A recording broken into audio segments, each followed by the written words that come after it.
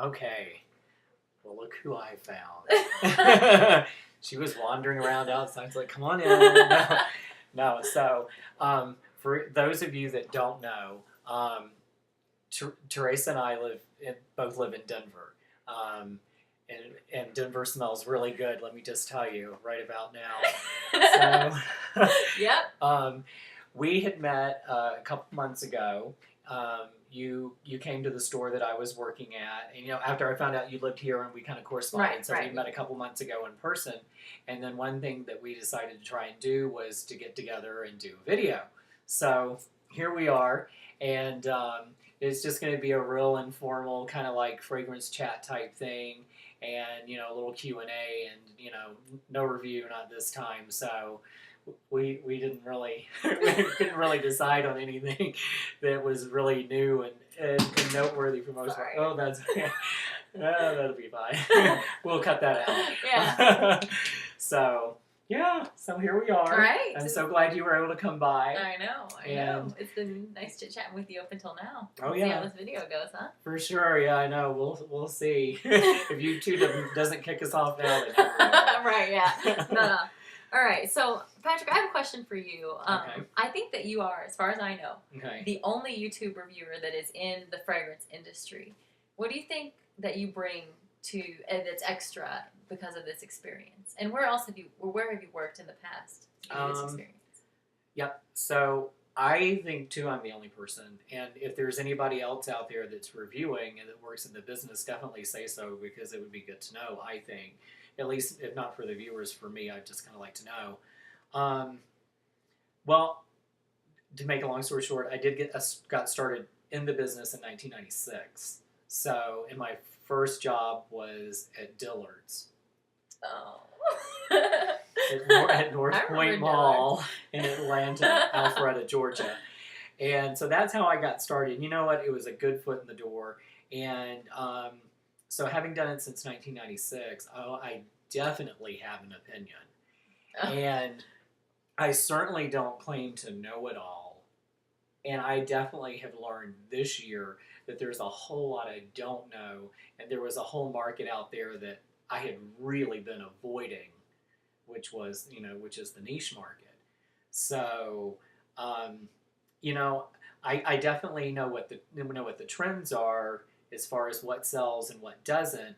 And like for me in the current place I work at, which will remain a secret for now, I may or may not reveal that down the road. We'll see. I'll have to talk with the company and see if I'm going to lose my job for it.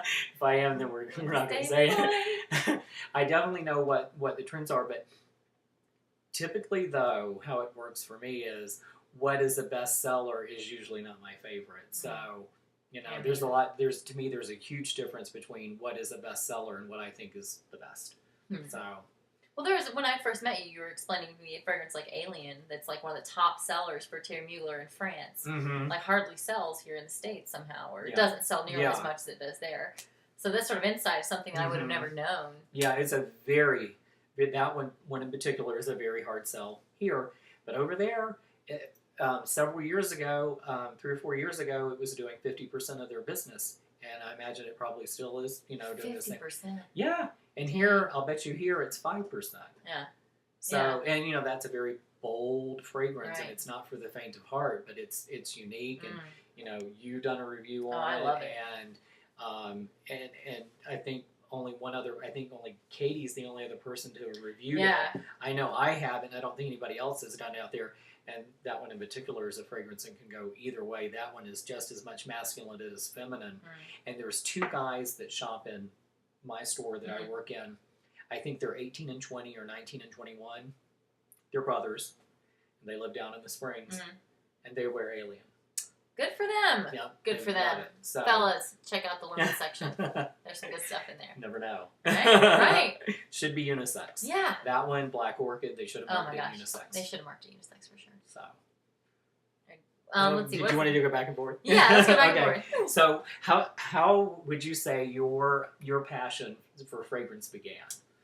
If you can pinpoint it. It really began with me like finding a fragrance I was just super crazy about. I really, really liked it. Okay. And I wanted to do some deeper research into it and find out, like, what is it that I like about this fragrance? Why does this particular fragrance push my buttons?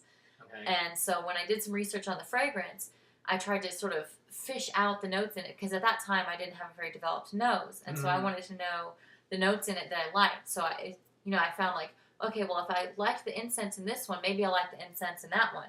And so I would sort of search around in the notes in the fragrance that I liked and see where this sort of fragrance tree took me. And as a result, I found that it doesn't matter if I like it or not. It's part of the experience, is smelling it and experiencing the fragrance and its development and the artistry that goes into it and things like that. So that's how I developed a passion for fragrances. As you could say, a scientific method, I guess, me being a scientist. Right. So Yeah. that's how it happened, I think. Well, that's fair enough. I mean, that's a very good way to look at it. I mean, you're very open to trying anything, and I mean, through the years, I would say I've probably gotten a teeny bit jaded, and I'm like, there's certain things that will hit the shelf, and I'm like, oh, I'm not even going to bother. Another one of that. these, right? Yeah, like, oh, another one from Ralph Lauren, yippee skippy. Right, So it's right. like, but yeah, at least you're open minded, and that's a good thing. I Right, wish you well, would and come it's- work for us. I think we'd break down a hard time. That'd be fun. Oh man, I'd probably make everybody buy something. I don't know what I would make everybody buy. I'd probably pick one and be like, you buy this. Smell this, it's delicious. You don't better. I would be so mean. People would hate me after like 10 seconds. You'd be fine. Is that how everybody is? Okay, my next question for you is, what are your favorite notes to see in a fragrance? Or what would a fragrance that you design smell like? Not necessarily what's missing in the market, but something you would design something that you think you would love. It would truly, so it would be like a spicy gourmand. Mm-hmm. It would be like, what I would love to do is like just take something like, what I would have in my fragrance would be tobacco, vanilla, coffee, amber, sandalwood, cocoa bean. So it would be all base notes, is what you're saying. It would. I mean, I would take New Harlem, Tom Ford's Tobacco Vanille, 1 Million, and I would just layer them on me and just would love it. Those would be the things that and me, it's all about the dry down. It's all about what am I going to be left with and what's going to hopefully stay on me all day, and so that's where my focus would be in those base notes and, whatever gets them started up, which is usually a citrus of some sort, I imagine, but I definitely would, it had to be like a spicy gourmand, like I said, Angel Men, Yope, 1 Million, something like that. Just, I just love those bold, in your face, obnoxious almost scents. And you know what? I'll wear a fragrance like that pretty much any time of the year. Oh yeah. You just wear less of it in the summertime than you do, than you would in the winter. And we're lucky here because this year we got a lot of mileage out of our cold days. I know. And I was able to wear Muscovy Azure in May. Oh yes. So, and even this last week, right? We had 2 days that was really cool for sure. I know. I was pulling out some cold weather fragrances for sure this last week. So that's basically what mine would consist of if I could create something. Right. That's a good one. Do you know what you'd call it? I've been thinking about this the whole time. I don't know.